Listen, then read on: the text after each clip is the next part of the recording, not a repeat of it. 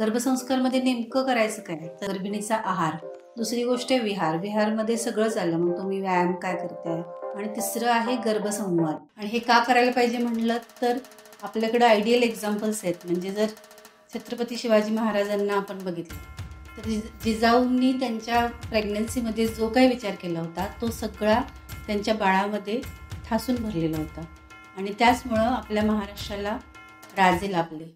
आणि आत्ताच्या युगात आम्हाला वेळच नाही तेवढं, तर कसं करायला पाहिजे? 5000 वर्षापूर्वी चरक संहितेमध्ये जे सांगून ठेवलं आहे त्याच्यामध्ये अतिशय डिटेलमध्ये सांगितलं आहे की गर्भिणीचा आहार कसा पाहिजे, तिनं रोज कोणत्या गोष्टी करायला पाहिजेत, कोणत्या नाही करायला पाहिजेत, काय नाही खायला पाहिजे, कशा प्रकारच्या लोकांना भेटायला नाही पाहिजे, कोणत्या प्रकारचं संगीत ऐकायला पाहिजे, हे सगळं डिटेल सांगितलं आहे.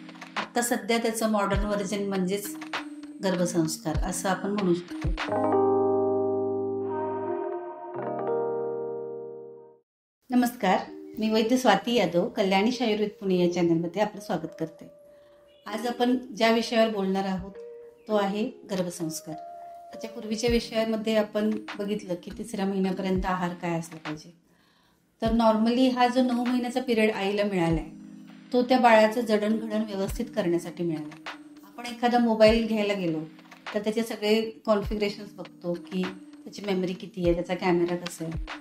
हेच सगळं करण्यासाठी 9 महिन्याचा तो पिरियड मिळाला आहे. म्हणजे तुम्ही तुमच्या बाळाचं सॉफ्टवेअर स्वतः जसं पाहिजे तसं ऑर्गनाईज करू शकता.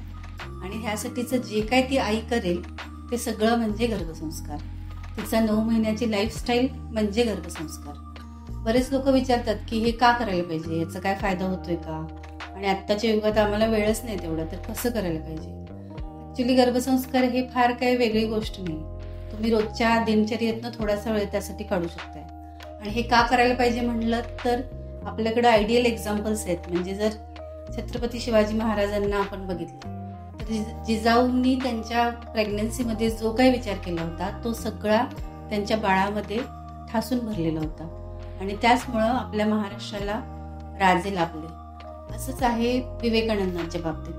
म्हणजे आपल्या पूर्वी असे लोक होऊन गेले आणि असं आपण स्वतःही करू शकतोय. 5000 वर्षापूर्वी चरक संहितेमध्ये जे सांगून ठेवलं आहे त्याच्यामध्ये अतिशय डिटेलमध्ये सांगितलंय की गर्भिणीचा आहार कसा पाहिजे, तिनं रोज कोणत्या गोष्टी करायला पाहिजेत, कोणत्या नाही करायला पाहिजेत, काय नाही खायला पाहिजे, कशा प्रकारच्या लोकांना भेटायला नाही पाहिजे, कोणत्या प्रकारचं संगीत ऐकायला पाहिजे, हे सगळं डिटेल सांगितलं.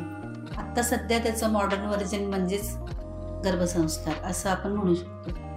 गर्भसंस्कारमध्ये नेमकं करायचं काय? तर त्याच्या बेसिक 3 गोष्टी करायच्या असतात. त्याच्यामध्ये गर्भिणीचा आहार म्हणजे 9 महिने बाळाची जशी वाढ होणार आहे त्याप्रमाणे आईचा आहार असला पाहिजे.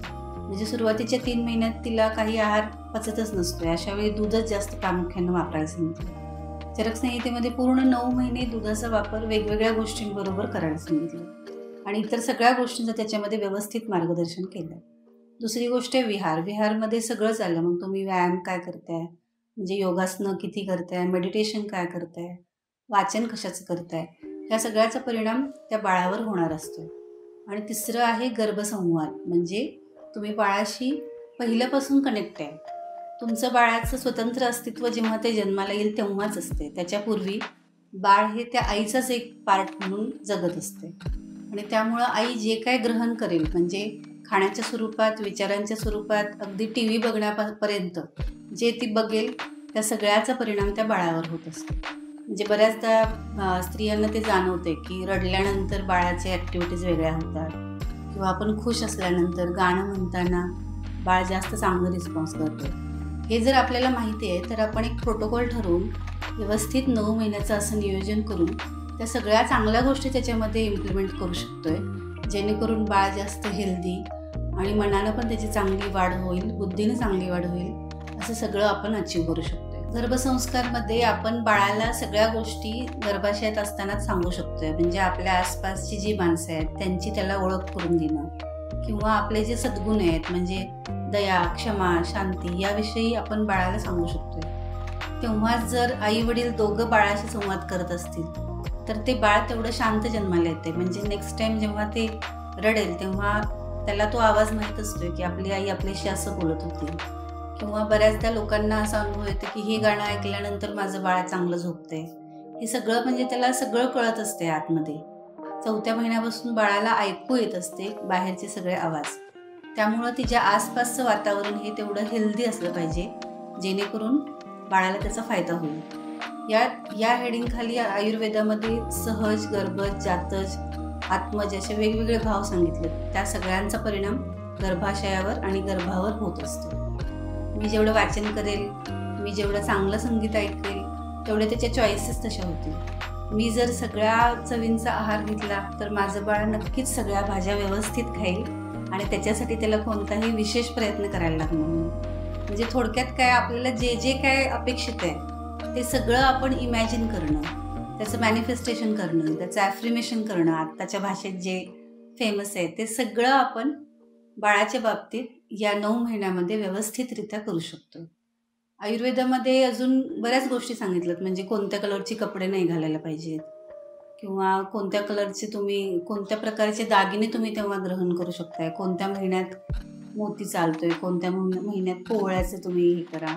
त्याचा सगळ्याचा संबंध त्यांनी तेव्हा पूर्ण सगळं ज्योतिषाचा अभ्यास करून किंवा ग्रहांचा अभ्यास करून ते ठरवलेलं आहे. आणि ते सगळं नॉलेज जर आपण वापरलं तर अजून त्याच्यात जास्तीत जास्त सुपिरियरिटी आपल्याला मिळू शकते. आपलं बाळ चांगलं व्हावं आणि या सगळ्याचा परिणाम म्हणून भरपूर बाळं चांगली जन्माला आली तरच भरपूर समाज चांगला होईल आणि आपल्या नेक्स्ट पिढीसाठी एक हेल्दी वातावरण तयार करण्यासाठी आपण आपलं कॉन्ट्रीब्युशन देऊ.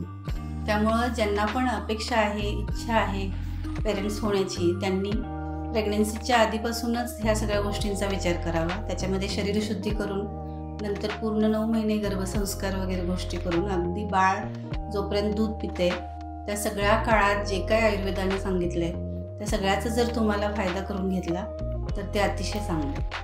आणि आय होप माझ्या या प्रयत्नातनं तुम्हाला थोडंफार त्याच्याविषयी क्युरिओसिटी निर्माण झाली असेल. याविषयी जास्त माहिती मिळवण्यासाठी तुम्ही मला संपर्क करू शकते. आम्ही स्वतः याच्याविषयी प्रयत्न करतोय. भरपूर लोकांना आजपर्यंत त्याचा फायदा झाला आहे. त्यांची बाळं तेवढी हेल्दी आणि त्यांच्या एक्सपेक्टेशन्सपेक्षा जास्त चांगली रिस्पॉन्ड करतात त्यांना. त्यामुळं तुम्ही स्वतः पण प्रयत्न करा आणि गरजू लोकांना हा व्हिडिओ शेअर करा. तुम्हाला व्हिडिओ आवडल्यास आम्हाला जरूर कळवा आणि आमच्या चॅनलला लाईक, शेअर, सबस्क्राईब करा. असाच व्हिडिओ पुन्हा घेऊन येईपर्यंत धन्यवाद.